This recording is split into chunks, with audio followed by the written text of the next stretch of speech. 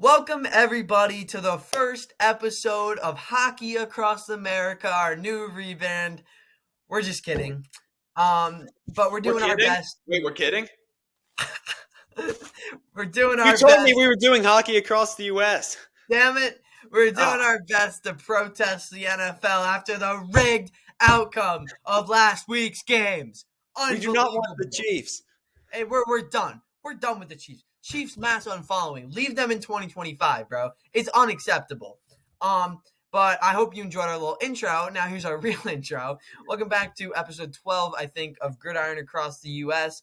We will be reviewing the conference championship games today and giving our takes on it because we have some takes already. We have a little bit of stuff to yap out at you guys today. We'll start it off by reviewing our picks from last week. Only 2 games this week, and Kevin, has he always been doing this playoffs? Kevin's now 10 for 2 on his playoff picks. You know, that's a legend you're looking at right there. I think we should give the floor to you. What went right this week for you? Everything. I just know ball clearly because I'm the greatest to ever do it. No, here's what I did. I picked the teams I didn't want to win. Because whatever happens, whatever I don't want to happen happens. I've just accepted that as a football fan now. And I went with the Chiefs and the Eagles because it's like Nazi Germany versus the Soviet Union, Okay. and they both won. So, we're 10-2 headed into the playoffs, or into the Super Bowl. I mean, quite a run for the kid. Honestly, I mean, it's just remarkable what I'm doing here. Only games wrong were the Chargers, Texans, and the Lions, Commanders. So we're looking People good. got My those picks, wrong. yeah, my picks went well this week. What about you? So, I did what I wanted to do in the NFC. I picked the Eagles because I knew they were going to win. I wanted the Commanders to win with everything in me, but just couldn't happen. Then the AFC, I thought this was the year. I thought Josh Allen could finally get over it. And should he have got over it? Yes. Was he? If they didn't make that fourth down call, we'll get into that a little bit later. Would he have done that? They definitely would have won that game. But I'm going to save my apps for a little bit later on that. But I think that's where it went wrong. It was one of 2. So, I mean, for 2 games, not terrible, but I mean, at least it was a close game in the AFC, unlike the NFC, which was a complete blowout. And we're going to start off by talking about that game right here. Commanders versus Eagles going into Philly. Sure, a lot of you saw before the game, the fans united together. They started Dallas sucks chant. And if you took to Twitter that day, you would have saw, we made a conference championship 30 years ago. The Cowboys now have the longest NFC conference championship drought. That's right. The Carolina Panthers have made a conference championship. The New York Giants have made a conference championship before the Cowboys. Or, yeah, they've done it before the Cowboys, if that's the right way to word it. But on to the game here. You know, Jaden Daniels, he played a pretty good game. I didn't get a chance to fully watch this game. I was out on the ice practicing my hockey skills, getting ready for our revamp. You know, I'm going to make it to the league one day. Just, you'll see my name up there. Totally didn't just start. But Jaden Daniels, he played a great game from what I saw. It was probably the fumbles that kind of ruined it for Washington. They had 3 key fumbles. I think Austin Eckler had a fumble. You know, Cooper DeJean just peanut punching everyone. That's my Defensive Rookie of the Year finalist. Former Iowa Hawkeye. The best Iowa Hawkeye in existence, definitely not. But and then where it went right for the Eagles in this game, 7 rushing touchdowns in the game is crazy, even for a regular season game. But to do it in the playoffs against a division rival, that running game's looking really good going into the Super Bowl. I'm going to let you get some thoughts on this game. Yeah, not much. I will be honest. I missed the early parts because of my hockey game, and then it was a blowout from there. So How I many wasn't points? really what. How many points did you score? We made 2 great defensive plays, and we won. I forget the score. We were 5-4. It was 5-4, and we won. No points on Oh the yeah. board, but plus 2, and we'll take that for sure. But yeah, missed the start of the Eagles commies game, and I wasn't gonna tune in once it was a blowout. So I think I knew going in. The Commanders had a good run, but they were no match for the Eagles on the road, and this is just like. Giants fans have to be sick to I know. their stomach. I mentioned this to my friends, but it's like the one clip from Interstellar where he's banging on the glass. He's like, "Don't let me leave, Murph." No, that's Giants fans going back in time to like make Saquon stay. He just looks incredible with the Eagles behind that great O line, and they're rolling into Super Bowl hot. It's gonna be it's going to be a good matchup. Not We'll talk fun to more about it watch, later. as I previously alluded to. Nazi Germany versus the Soviet Union, and I'm not excited. I'm gonna be honest with you. I'm just not excited. So No yeah, one. that's my 2 cents on the Eagles Commanders game. Yeah, I have another thing to say about that game. I think what makes Saquon so great on the Eagles is you said that O line, but once he gets like 5, 10 yards downfield, he's gonna house it like a couple times out of 10. Like he's a master at those 60-yard touchdowns. I think he has like 3 60+ yard touchdowns in this playoffs. So if that line can just clear that first level of defense, second level, there's no shot they're catching him. We saw that. Commanders, I saw a meme on Instagram, like Commanders' first drive was 20 plays, 4 fourth down conversions, and very calculated. They got 3 points. Eagles first play of the drive, hand out to Saquon, 60-yard touchdown. Yeah.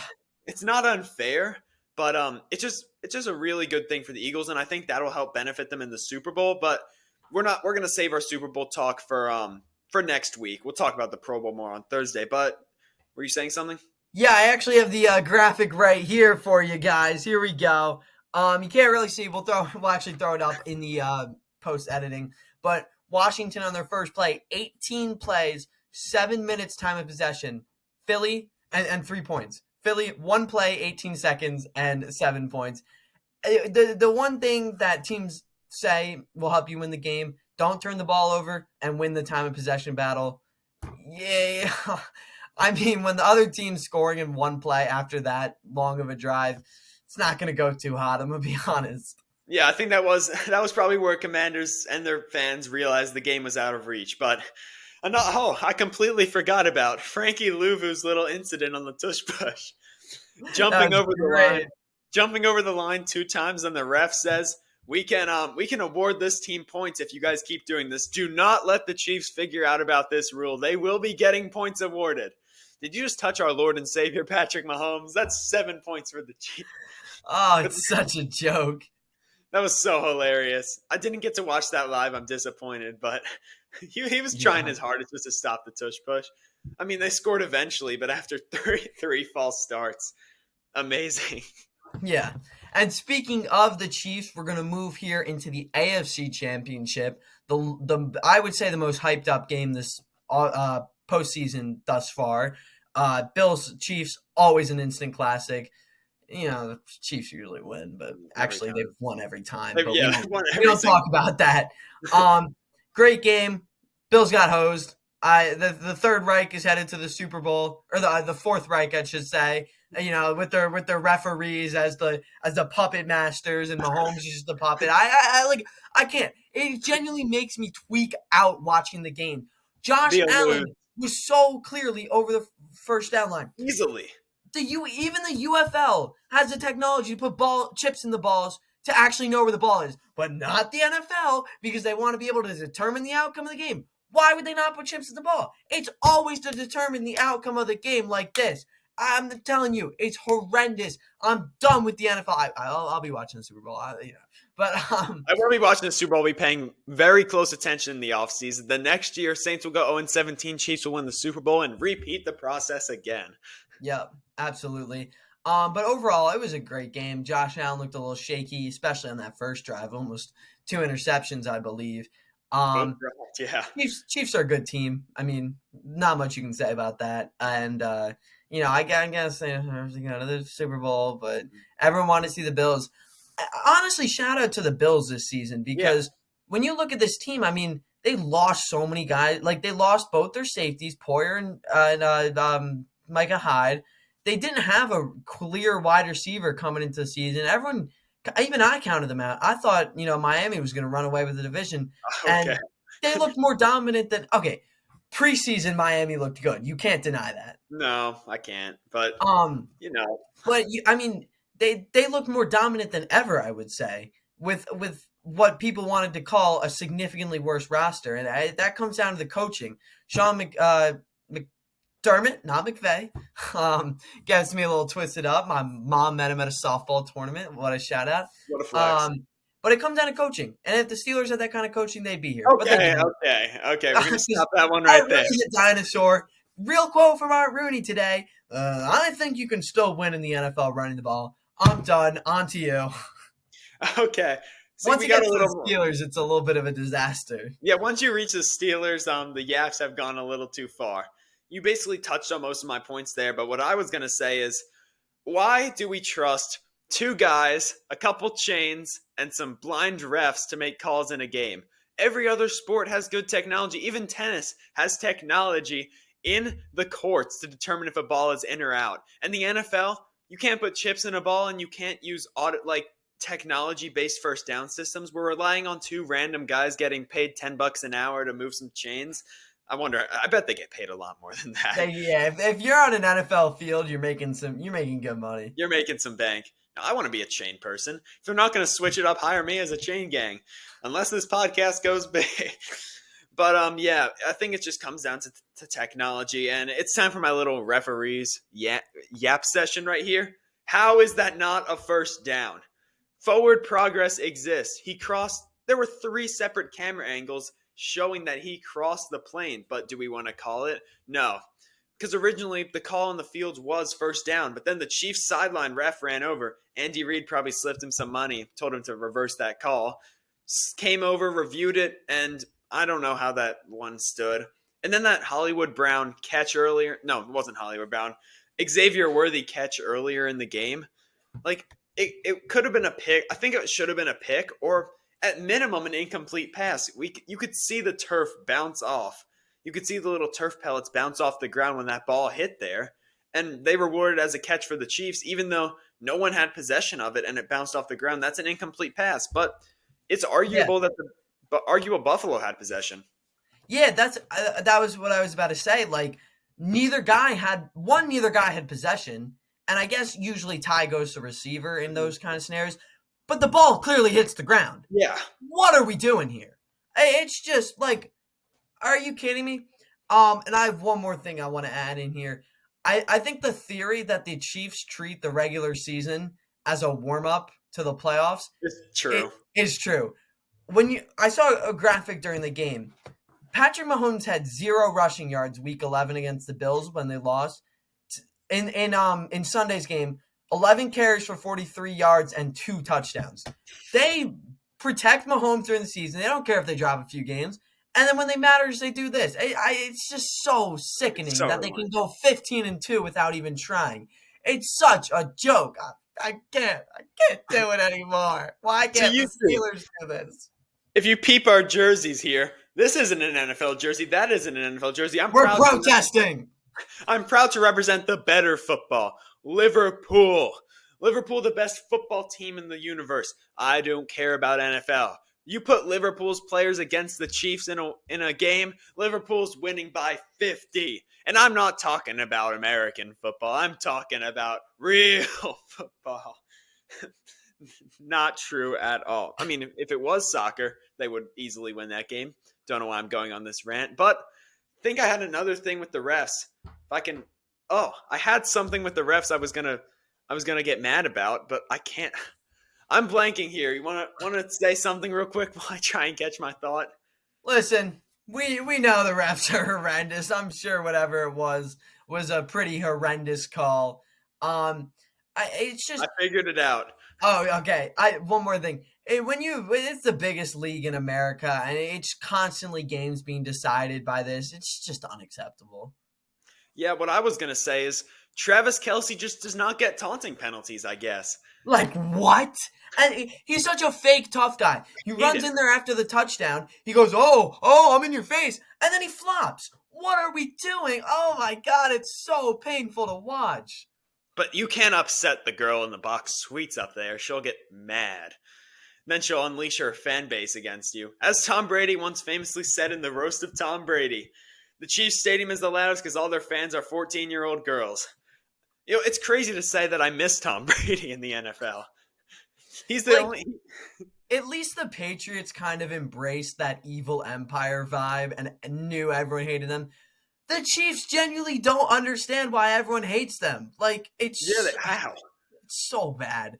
Like, at least like Bill Belichick walked out in raggedy clothes, going, "Oh, I'm Darth Vader," and Tom Brady is some other Star Wars character. I don't know too much about that. But, at least they embraced it. Yeah, that's a good thing about the Patriots. No one liked them, but they knew it. I saw a thing on Instagram today. Chris Jones decided to run his mouth a bit and said, if Steve Spagnuolo was a head coach, we wouldn't be winning. Brother, Steve Spagnuolo, I looked this up earlier. He is 11-41 as a head coach. No one is taking a shot on him. I mean, I'll give him credit. He's got good defense, but they're winning because of him a little bit. But if some team stole him, you're not the underdogs, bro. They treat it like they're the underdogs, and they're really not. Two That's Super what I'm Bowls in a saying. row. They truly think they're the underdogs and that everyone's behind them. We don't like you, bro. Like, oh my gosh. You are not the underdogs, okay? Two Super Bowls, gonna get a third. They've been planning this three-peat since the Super Bowl last year. I remember during that game, at the end, they said the Chiefs will go on their quest for a three-peat. You know, they've been getting that banner ready since week one. They've been getting that banner ready since the NFL draft. But it's just insane at this point. Like, if they were just embrace the villain role, it wouldn't be as bad. But, you know, we're the underdogs. We have Kansas City versus the world. I hate that so. It is not Kansas City versus the world. I mean, technically, a little bit it is because we hate them. It's not because you're underdogs. It's because we do not like your team. Yeah. So after all that yap, I wanted to talk about something not football related for once. I'm wearing my Ferrari shirt because the great Lewis Hamilton has made it to Through Maranello. goes Hamilton. He's here for his first season with Ferrari, first of two, alongside my guy Charles Leclerc. And I think it's gonna be fun to watch. We're gonna see who the number one driver is in that tandem, who's gonna get priority. I'm assuming it's gonna be Hamilton, but Leclerc's a very good driver. Um, I I just have one message to the Ferrari mechanics: do not mess this up, please. You have two of the best drivers in the world, and they're going to pull a classic Ferrari, and they're going to mess it up like they always do, but please, just let us let us win the Drivers' Championship. Red Bull's washed. Verstappen, fell off, and McLaren won last year. Please don't sell like you always do. That's my little Ferrari rant. Little Ferrari rant. All right, it's time for my rant. Saints fan right here. I have a Saints shirt underneath 2 layers right here. What are we doing? We let our offensive coordinator go to Seattle, and we can't get a head coach to save our lives. Joe Brady, who kind of threw the game for Buffalo last night, we're not gonna talk about that too much. All offensive coordinators throw the games on purpose so they can be head coaches - Lions fans. But I don't know what's going on here. Our interviews consist of the Giants offensive coordinator. Are we that down bad for a head coach that the Giants, one of the worst teams in the league, offensive coordinator is going to be our head coach? He better not be the head coach. Just keep Darren Rizzi at this point. I don't know why. I mean, Mike McCarthy, I don't want Mike McCarthy. I feel like he has too much of an ego to go to the Saints because if you look at the situation, if I was a coach, I wouldn't even take this job, to be honest. Negative $50 million in cap space, and your starting quarterback is Derek Carr paired with Spencer Rattler and Jake Hayner. What are we doing, man? And our roster, it's like 30 young. I'm going to name all the young players that have a good future on the Saints. Chris Olave is going to retire or something. He's got too many concussions. Taliesin Fuaga. That's all I got. That is the only good player. I mean, Kool-Aid McKinstry, he's been solid this season. Paulson Adebo's gone. Demario Davis is on. Cam Jordan is on. Carl Granderson is mid. Brian Brzee, okay. I have a Brian Brzee signature somewhere in my room. Who else? Okay, that's pretty much the defense right there. Tyrann Mathieu washed. Tyrann Mathieu unk status. He's gonna get cut or something. I remember sitting in 8th grade when Tyrann Mathieu got signed, and there was already rumors of him getting cut.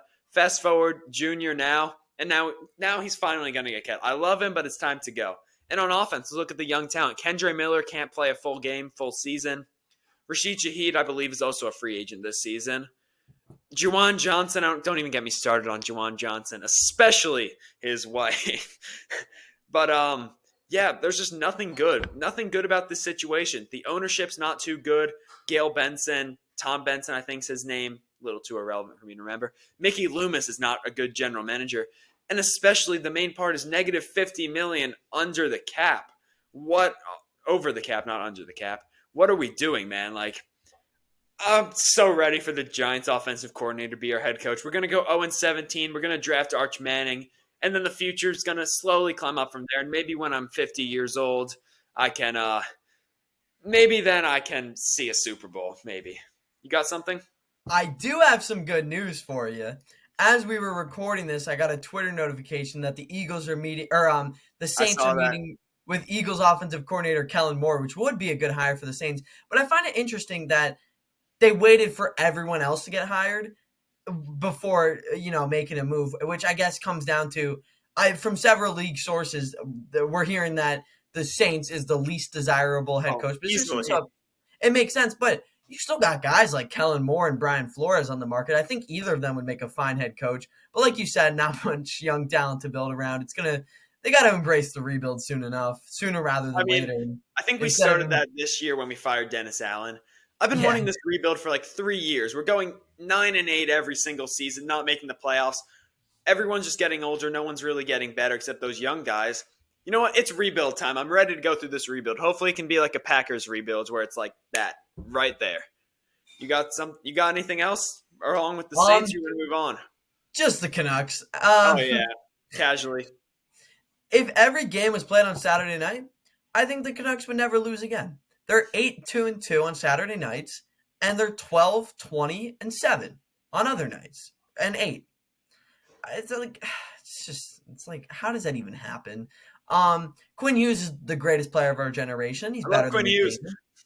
McDavid. The GOAT right back there. Oh yeah. Carrying the What's team. that This one next team to him? What's next to him?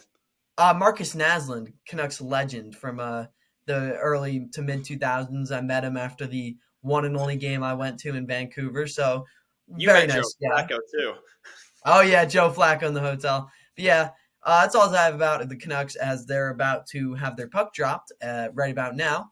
I actually Yeah, have. he's hustling. He's got to make that game. I have Oh, the you game already pulled got up it. right here. Oh my God, There's it's my Quinn Hughes. goat, Quinn Hughes. That's Quinn Hughes right there. All right, that's about all we got for this episode. You got any last words before I close this out? Nope, that's all. All right, thank you guys for tuning in to episode 12 of Gridiron Across the U.S. or Hockey Across America if you want to be fancy here. We'll be back on Thursday to discuss the Pro Bowl. Won't be too long of an episode because who really cares about the Pro Bowl? Just got to get that content out. And then next Tuesday we'll talk about the Super Bowl, and then we're gonna skip that Thursday episode since not much too is gonna be going on. And then we will be back on Tuesday with our Super Bowl rant once the Chiefs three-peat. That's about all we got. Thank you guys for watching, and we'll see you in the next episode.